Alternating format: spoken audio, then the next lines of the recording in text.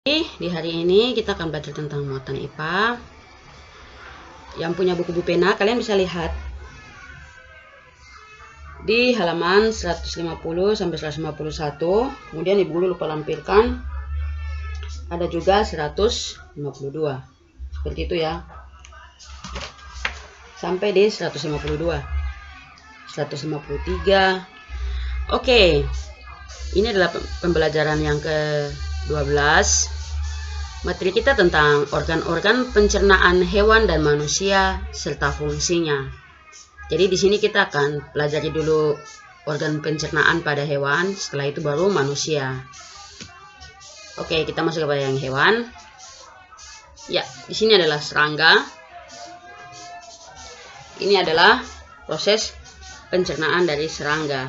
Itu adalah alat-alat pencernaannya. Oke, di sini jadi yang punya buku kalian bisa lihat di halaman 150.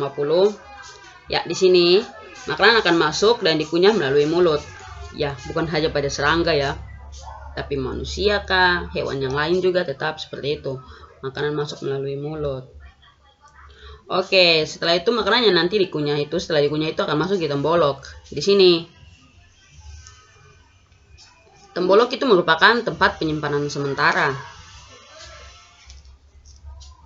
Setelah itu, kalau dia sudah simpan di situ, nanti dia masuk ke empedal di sini lagi. Sudah kayak macam dia kasih halus begitu.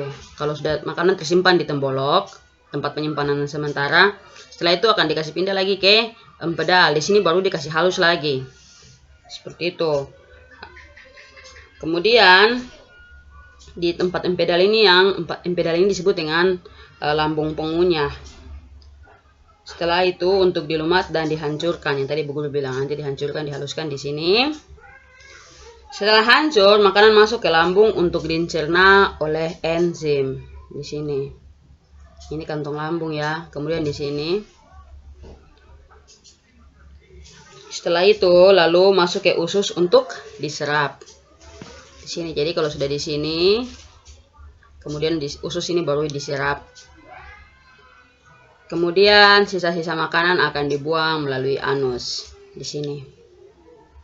Seperti itu. Jadi ingat, mulai masuk dari mulut. Ini esophagus, ini kerongkongan ini. Ini kerongkongan ya. Kerongkongan, kemudian nanti setelah itu dia simpan sementara di tembolok dulu, tempat penyimpanan sementara, tempat penyimpanan makanan. Kemudian masuk ke empedal. Jadi mulai dari mulut pindah ke tembolok, setelah itu ke empedal. Kemudian di lambung, habis lambung usus baru masuk ke anus. Maksudnya dikeluarkan di anus, bukan masuk. Masuknya dari mulut, ibu sudah sebut ya. Artinya tahap-tahapnya itu mulai dari mulut, tembolok, jadi berhenti. Kalau mulut ini kan memang esophagus, ini kerongkongan boleh disebut. Jadi mulai mulut dia masuk lewat kerongkongan, esophagus, turun di tembolok. Setelah tembolok dia naik ke empedal. Ya, di situ nanti akan tersimpan ini kantong lambungnya. Tempat di sini lambungnya setelah dihancur, kemudian pindah ke usus, diserap di usus. Setelah itu baru ke anus. Seperti itu, dibuang. Itu untuk serangga ya. Itu untuk serangga. Oke, kita akan lanjut lagi. Ya. Ruminansia atau hewan mamah biak ya. Oke, hewan mamah biak itu kayak hewan yang dia mengunyahnya 2 kali begitu. Oke. Di sini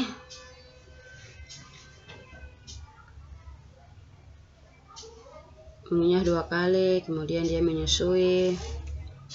Kita akan lanjut ke materi kita, yaitu tentang hewan mamah biak, ruminansia.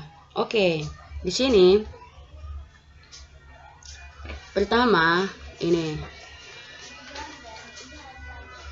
otomatis seperti tadi, makanan masuk melalui mulut, ya kan? Kemudian makanan dikunyah dengan gigi dan dicampur dengan air liur dan mulut ya, seperti itu. Setelah itu makanan yang sudah dikunyah masuk ke dalam rumen atau perut besar di sini. Oke, ini dia rumennya, perut besarnya.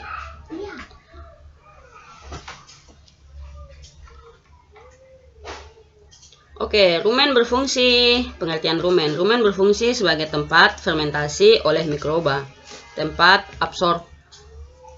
absorpsi, dan tempat penyempuran pakan.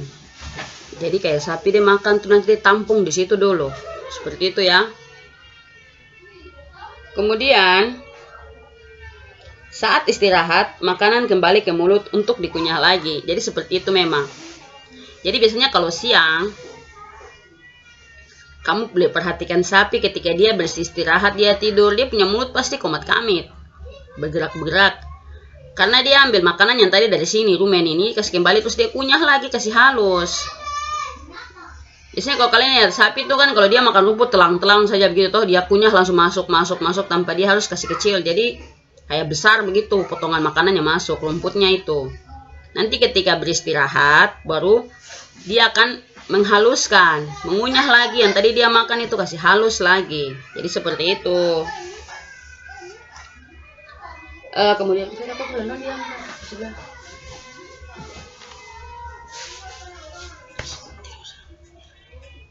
oke, jadi seperti itu. Kemudian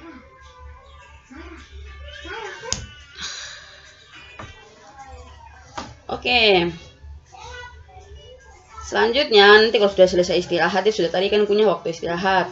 Makanan yang sudah dikunyah itu masuk ke dalam retikulum atau perut jala. Ya. Untuk mengalami proses fermentasi atau penguraian oleh bakteri dan proses penyaringan benda-benda asing. Makanan kemudian masuk ke dalam omasum atau perut kitab untuk dicerna dan dihaluskan dengan bantuan enzim pencernaan. Setelah itu makanan masuk ke dalam abomasum atau perut masam untuk kembali dicerna dengan bantuan enzim pencernaan dan mematikan bakteri jahat yang ada di dalam makanan. Sari-sari makanan kemudian diserap oleh usus halus. Setelah itu sisa pencernaan kemudian dibuang melalui anus. Jadi seperti itu. Ya, jadi ini prosesnya terlalu panjang ya, lumayan panjang. Yang pertama tadi dia akan masuk melalui mulut, ya di sini dia akan melewati kerongkongan esofagus ya. Jadi seperti itu. Kemudian dari sini, nah esofagus, yang ini dia masuk langsung lurus di sini, masuk di rumen. Tempat fermentasi oleh mikroba ini masuk di rumen. Jadi seperti itu. Nanti kalau saat istirahat baru kasih kembali lagi, dikunyah lagi. Nanti kalau sudah kunyah, baru dia masuk ke retikulum yang ini. Jadi dari sini mulut masuk ke lewat kerongkongan atau esofagus. Setelah itu masuk ke rumen. Dari rumen ini nanti dia kalau sudah kunyah halus, dia kembali ke retikulum. Di sini ya. Nanti sampai di retikulum. Kemudian dari retikulum ini baru ini mana tadi, di sini. Kemudian dimasuki omasum. Pindah di sini. Ya, atau perut kitab. Setelah itu dia pindah ke abomasum. Turun ke bawah sini lagi. Prosesnya panjang ya. Pindah ke abomasum. Setelah itu dari abomasum ini, jadi kalian lihat ya, ingat bahwa setiap makanan yang akan dimasuk akan keluar, sisa-sisanya itu akan keluar melalui anus. Seperti itu ya. Ingat di sini mereka tidak tulis anus. Nah, nanti akan di sini, keluarnya di sini anus. Di sini ya. Jadi seperti itu. Oke. Ibu guru ulang sekali lagi ya. Jadi kalau ditanya dari mana dia punya prosesnya dulu, mulai masuk dari mulut, melewati esofagus, kemudian langsung ke rumen. Setelah dari rumen, nanti saat istirahat, rumen ini kembali lagi dia kunyah, baru nanti masuk di retikulum. Dari sini nanti ambil sedikit-sedikit dia kunyah, langsung masuk di retikulum. Seperti itu. Ya, setelah dari retikulum, kemudian ia akan ke omasum. Ini dia omasumnya. Ini dia omasum. Oke. Setelah dari omasum, dia akan pindah ke abomasum. Dari sini, omasum ini baru dia pindah ke mana ibu kursor. Ya, dari sini baru di sini. Seperti itu, kemudian langsung kemudian diserap oleh usus. Setelah dari sini omasum, kemudian pindah ke usus. Setelah dari usus langsung pindahlah ke anus. Jadi pertama sekali mulut melewati osofagus, setelah itu langsung ke rumen. Dari rumen pindah ke retikulum. Dari retikulum dia naik ke omasum. Setelah dari omasum pindah ke abomasum. Dari abomasum ini pindah ke usus. Setelah dari usus ini baru nanti dibuang lewat anus. Dia punya kotoran-kotoran itu, sisanya. Jadi seperti itu. Ya, di sini sudah ada dia punya penjelasan dari masing-masing. Omasum itu apa, kemudian esofagus itu apa. Seperti itu ya.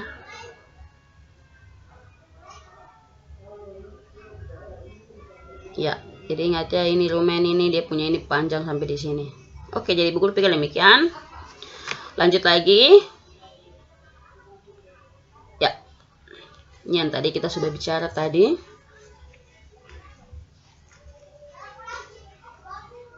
Oke. Kita lanjut. Ini dari segi ikan, katak, reptilia, burung, dan mamalia lain. Sistem pencernaannya terdiri atas mulut. Ini ikan ya. Kerongkongan, lambung, usus, dan anus. Kalau katak dan reptilia terdiri atas mulut, kerongkongan, lambung, ada usus halus dan besar. Setelah itu kloaka atau tempat pembuangan sisa pencernaan. Jadi kalau katak dan reptilia bukan lewat anus, tapi kloaka ya. Namanya kloaka. Lanjut, sistem pencernaan burung serupa dengan serangga, yaitu mulut, kerongkongan, tembolok, lambung, empedal, usus, dan kloaka. Sama juga. Selanjutnya, sistem pencernaan mamalia terdiri atas mulut, kerongkongan, lambung, usus halus, usus besar, dan anus. Jadi seperti itu. Yang tadi berbelit-belit itu yang tadi ya, sapi. Ya, itu. Oke, ini kita pindah ke sistem pencernaan pada manusia. Yang punya buku bisa lihat di halaman 153. Ya, sistem pencernaan pada manusia terdiri atas organ-organ tertentu dengan fungsinya masing-masing. Perhatikan gambar berikut. Jadi seperti itu. Di buku juga ada, tapi buku pakai yang ini aja. Di sini, oke. Seperti biasa, makanan akan masuk melalui mulut. Kita akan kunyah di sini prosesnya. Oke, kunyah dihancurkan dengan bantuan gigi dan air ludah liur itu. Setelah itu, makanan yang halus didorong melewati kerongkongan. Ini dia. Di sini melewati kerongkongan dan masuk ke lambung. Dari sini lewat kerongkongan langsung turun di lambung. Oke, setelah itu di dalam lambung makanan dicerna menjadi bentuk sederhana dengan bantuan enzim. Di sini. Jadi penghalusannya di sini ya. Dicerna begitu. Setelah itu makanan yang telah halus tersebut kemudian masuk ke dalam usus halus untuk diserap sari-sarinya. Di sini. Jadi yang kamu makan itu yang mengandung vitamin, mengandung apa segala macam itu nanti setelah dicerna halus, nanti sampai di usus halus ini baru mulailah diambil sari-sari makanannya, mengandung apa saja, seperti itu di sini ya. Setelah itu, kemudian masuk ke dalam usus besar untuk diserap airnya. Nanti sampai di sini usus besar, dari sini. Kemudian dia masuk ke usus besar yang warna hijau ini. Diambil airnya, diserap airnya di usus besar. Kemudian sisanya dari sini toh kan dia masuk lewat sini. Nanti sisanya baru lewat anus. Jadi kalian BAB seperti itu. Jadi proses pencernaan pada manusia ini lebih sederhana dibandingkan yang tadi. Ini tadi hewan mamah biak ini berbelit-belit ya. Tapi kalau untuk manusia singkat sekali, mulai dari mulut, masuk melewati kerongkongan, sampai di lambung. Setelah dari lambung, dia berpindah kepada masuk di sini usus halus. Setelah dari usus halus, dia ke usus besar dan dibuang sisanya lewat anus. Jadi seperti itu. Oke, kemudian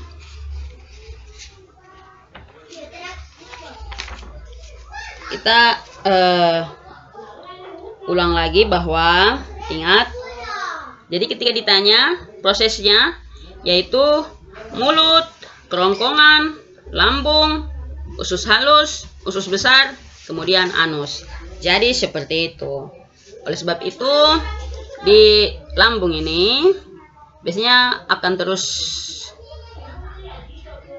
bergerak sehingga biasanya kalau orang sakit mah itu karena dia punya dinding dengan dinding itu saling bergesekan sehingga biasanya ada luka. Makanya jangan suka tahan-tahan lapar. Jadi seperti itu. Ibu guru pikir demikian. Ya, ini adalah tugas IPA-nya.